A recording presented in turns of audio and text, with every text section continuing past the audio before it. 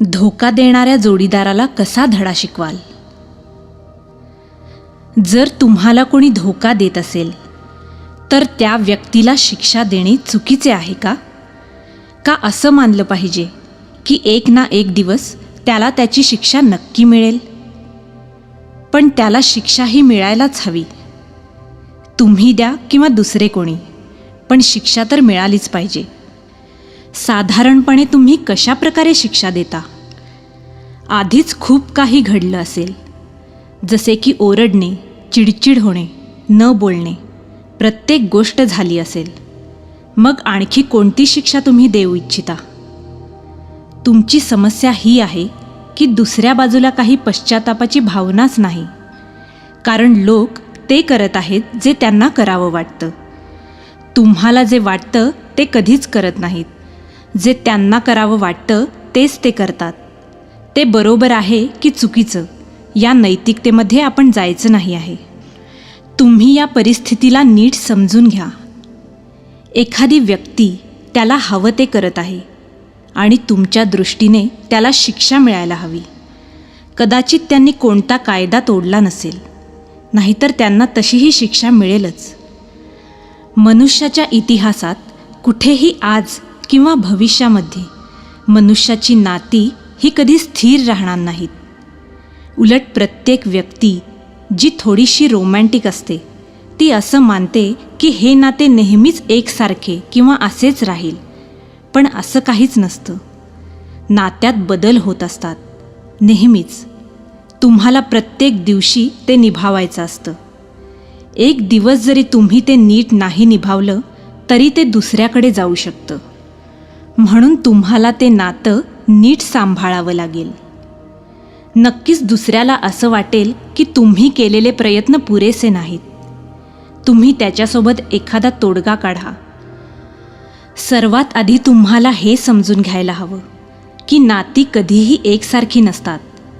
काही गोष्टी बदलत राहतील. तुम्हाला प्रयत्न करत राहावं लागेल.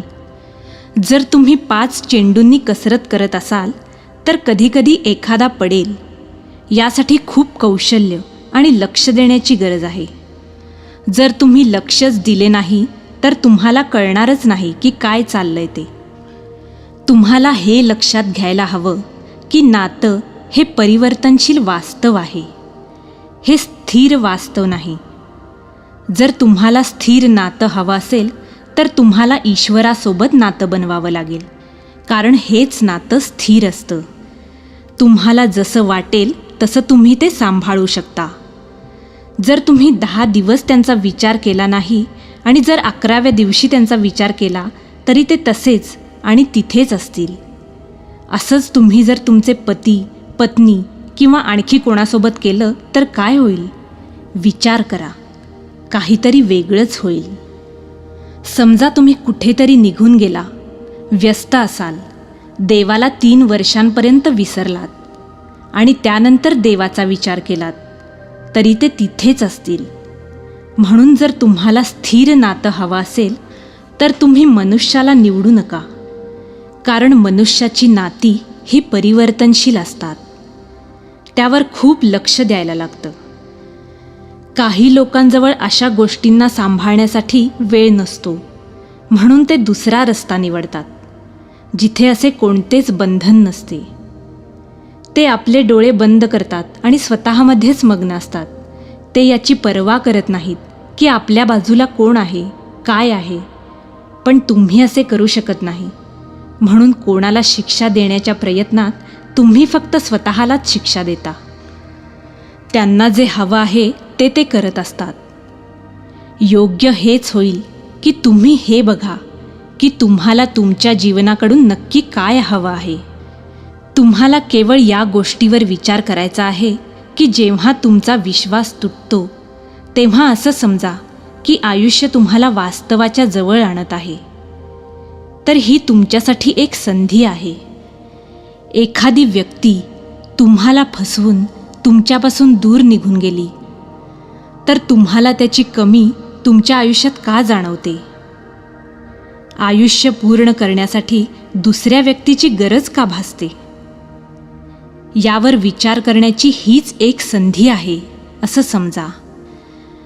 देवाने हे आयुष्य इतके सुंदर दिले आहे आणि ते जर तुम्हाला चाहूल देत असेल तर ही आपल्या आत खोलवर बघण्याची वेळ आहे.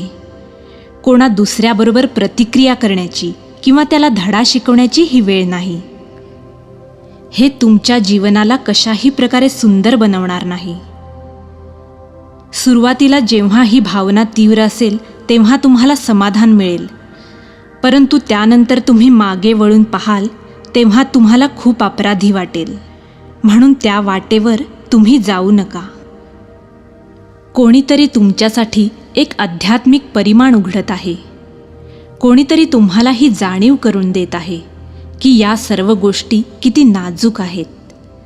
ते तुम्हाला धोका देऊ शकतात, ते पळून जाऊ शकतात, ते घटस्फोट देऊ शकतात किंवा ते मरू शकतात.